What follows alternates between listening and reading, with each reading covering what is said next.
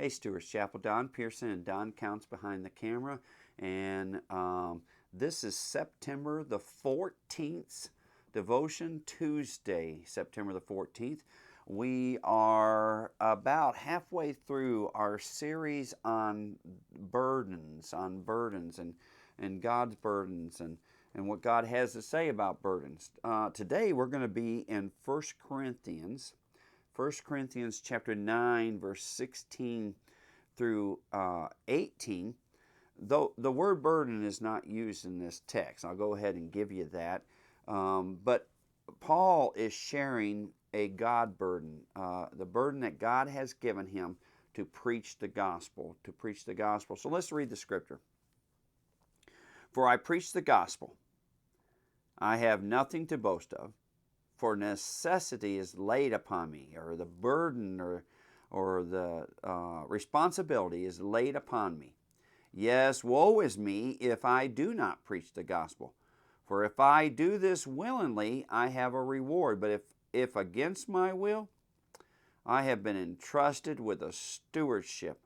What is my reward then? That when I preach the gospel, I may present the gospel of Christ without charge, that I may not abuse my authority in the gospel. You know, there's a lot there, and so I'm just going to hit a few points that jump out at me from these three verses. Actually, 8 things that jump out at me. First of all, preaching the gospel, the burden that has been laid upon him, the necessity that is laid upon him, it's personal. It's a personal call. He recognized, I preach the gospel. I have a reward. I have been entrusted. I preach the gospel. I may present the gospel. I may not abuse my authority. It's very, very personal. And that's the way it is with God's calling or burden to preach the gospel. It becomes very, very personal. You can't just walk away from it. Your rebellion against it, sort of like Jonah, doesn't go away the farther you get away. The second thing is it's not only personal, it is of necessity. That's in my translation, that's literally the word he uses. I have nothing to boast of, for necessity is laid upon me. He recognizes that there is a sense of necessity and urgency in this burden of preaching the gospel. The third thing is it's unescapable. It's unescapable. Painful is not, it may be painful, but he has no way to escape preaching the gospel. I wish Jonah had realized that, or he wouldn't have had to run so far.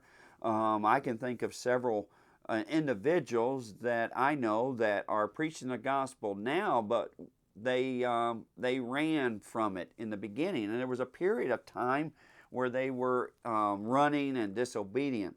That was not my case. When I heard the call, I immediately began. I didn't even think about anything else. I recognized the necessity and the fact that it was unescapable. That calling, that burden is unescapable.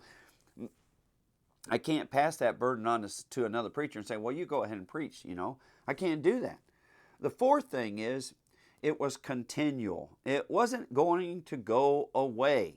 That burden had come upon him, and it was continual. In 2 Corinthians chapter 5, verse 14 and 15, he talks with us about the compulsion that he has to preach. He was compelled to preach, and it was the love of Christ that compelled him, not the wrath of God, and not even the possibility of people going to hell. He preached compelled because of the love of Christ. The love of Christ is the best reason to be compelled to preach the gospel. So this God burden to preach the gospel of Paul, it was personal, it was of a necessity, it was unescapable, it was continual, it was compelled by the love of Christ. And he did it willingly. He even says that in verse 17, for if I do this willingly, I have a reward. And he did. He did it willingly. Paul was driven to do it. He recognized he had a burden to preach the gospel, a calling, a responsibility, and he did it willingly, and he did it gladly. Even in the midst of suffering, he did it gladly. The seventh thing is there was a reward to this. He even talks about it. I have a reward if I do it willingly. What is my reward? That when I preach the gospel, I may present the gospel of Christ without charge. That's interesting, isn't that?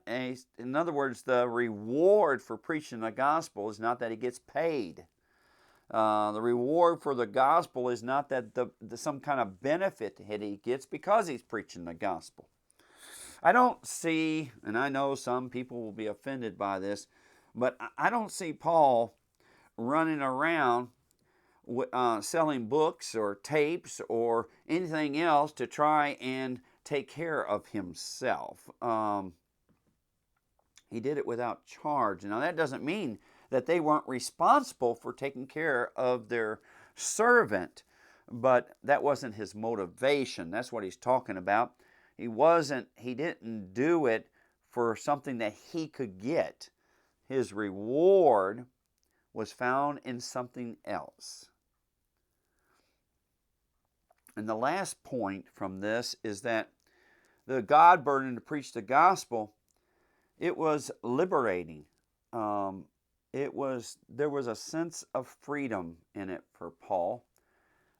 It's that joy that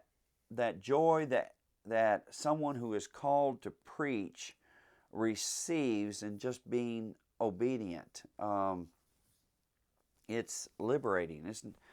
It's liberating for others. In this case, for the people of Corinth, or for the people of Ephesus, or Galatia, or wherever else God leads that servant who preaches the gospel. There's power to set people free. You may not have the burden or the calling or responsibility to be a preacher, but you do have the responsibility and calling to share the gospel. And that, for you, needs to be done willingly. You need to recognize the necessity of doing so. In other words, everything we've talked about Paul in his burden to do so is applicable to us. When we share the gospel, we need to do so because we have a personal understanding of the need to and call to. We do it for necessity. We can't get away from it. We need to do it continually, and we need to be compelled by the love of Christ. We need to do it willingly, and we need to recognize that there is a reward far greater than the praise of men or even the offerings of men. And lastly, sharing the gospel sets people free. Love you, Stuarts Chapel.